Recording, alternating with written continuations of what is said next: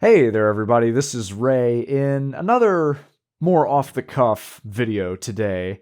Instead of playing along with or listening to music today, I wanted to talk about perfectionism and how it affects our routines, our work, different things that we have like going on from day to day and in life, and in the context of this channel, our craft. Whether it's art like drawing, painting, things like that, or again, specific to what we talk about on here, music like songwriting, composing, or learning an instrument, or playing and performing live, and even making MIDIs. It's been on my mind a lot lately because I've been reading a lot of self-help books this year, and perfectionism is a concept that has come up in just about every one of those books.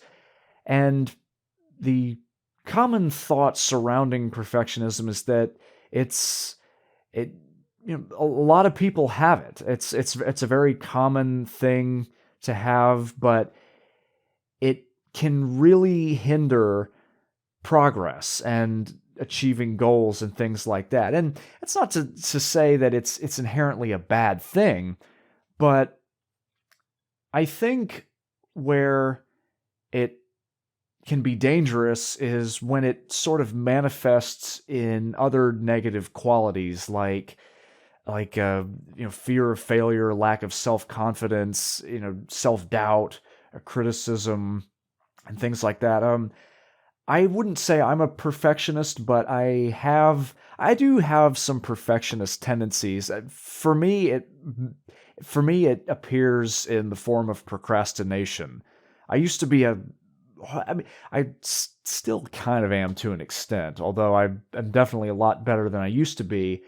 But I used to be a horrible procrastinator. I mean, doing to the point like in school, I would be up into the wee hours of the morning working on assignments and papers and just any kind of work that I could have done days or weeks or hell, even a month in advance.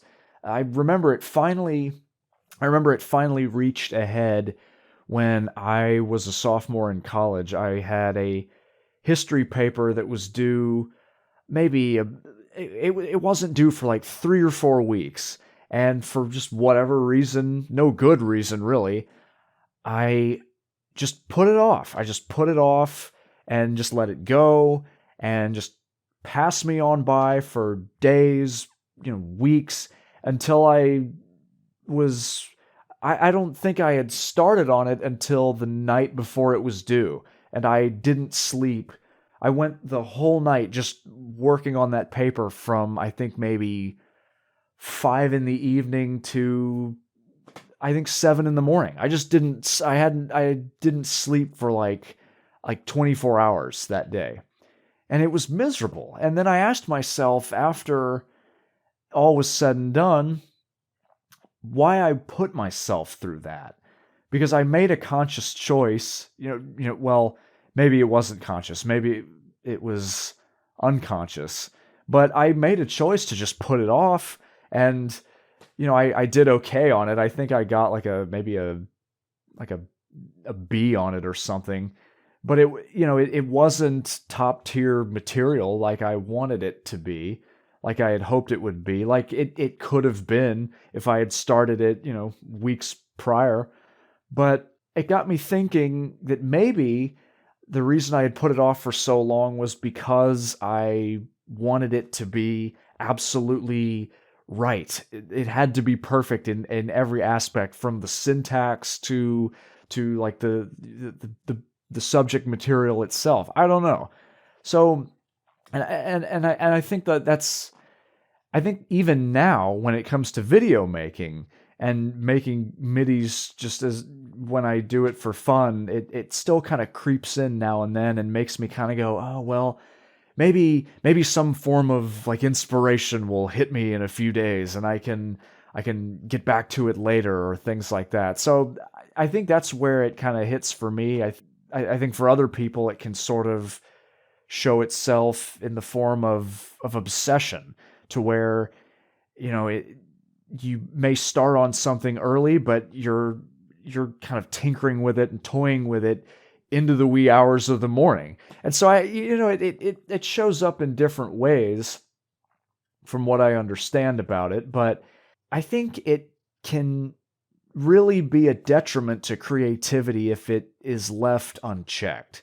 But I also think it has some benefits. I think it can really push you to do your best work. It can really make you think outside of the box for creative solutions to a problem. It can help you think up, a new melody that you've never like thought of before, or a different kind of rhythm, or if you're painting, maybe a different kind of method of painting, or some kind of, abstraction from within. I don't know. I'm just kind of listing off things at this point. But anyway, I think it has its ups and downs, but you just have to make sure that it doesn't get so out of control that you're either putting it off or obsessing about it, or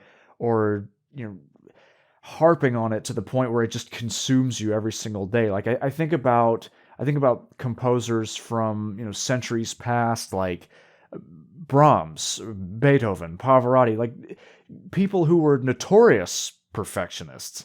And I wonder sometimes how they got through, either like overcame that or got through that, or worked around that. If you're struggling with it though, I think something that you can do, and of course I'm not an expert on how to overcome it, and I don't want to just say like, oh, make art for you, but because that's that's been done to death, that saying. But I think I think a good way to overcome it, at least what I've found, is to just kind of take a step back and objectively look at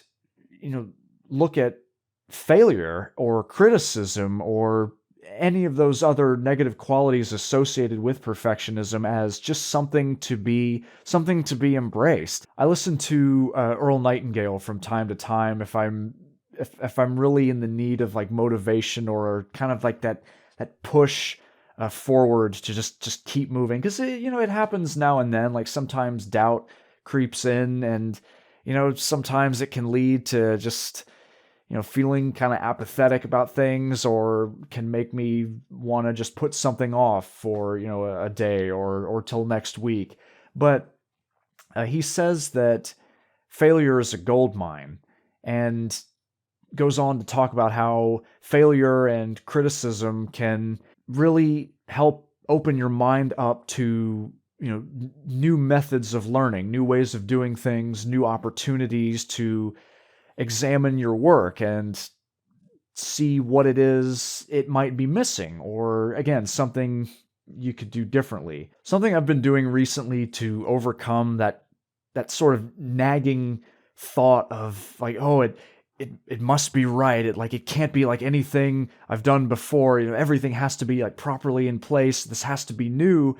It's just different things like that, is to just write it down. Like I'll literally just break out like a legal pad like this, and just get out a pen and just write down what it is I am afraid to do wrong, and look at like, oh, well, what is wrong with this piece I've written? Like in my head, I'll try to get all those thoughts out on paper.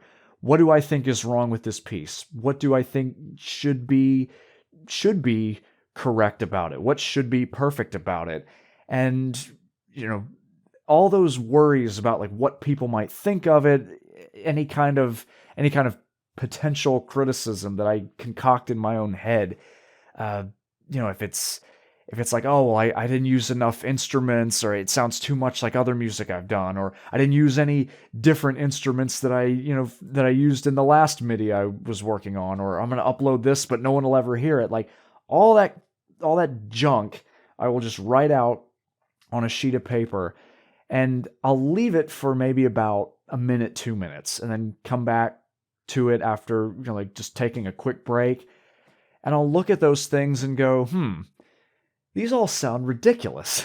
It's like, just, I don't know what it is, just writing it out and putting it putting it into like a tangible form like that seems to diminish its effect on my mind and how I kind of like perceive things will go. It really has a way of just putting things into perspective, and I'll look at that and go, oh well, no, that's silly. That none of that's gonna happen. Like I know what I do is gonna be like good work because I've I've done enough of it to where I don't have to worry about that kind of stuff. Alternatively, if it's something new, then I'll just say, well, I'm brand new to this thing. Like, well, of course I'm going to mess up. Of course it's not going to be perfect. And as long as I stay with it and keep going, the more I practice at it, then the better it's going to become. So that's just sort of a little thing that I do. Maybe that's something that you do already.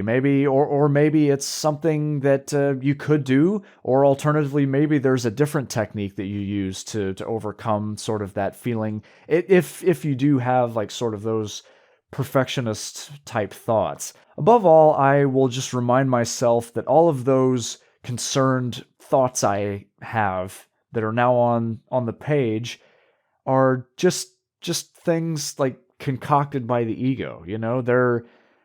They don't really matter in the grand scheme of things. And even if I end up making something that I'm not satisfied with, like maybe someone else will like it. I don't know. There's the only way is to just complete it and get it out there. So let me know your thoughts. Your thoughts on perfectionism in general. Is it something that affects you? Is it something that affects the work you do or the hobbies you have? Any kind of routines that you may do throughout the day? What does it look like if so? And yeah, any kind of techniques or tips you can give to overcome it.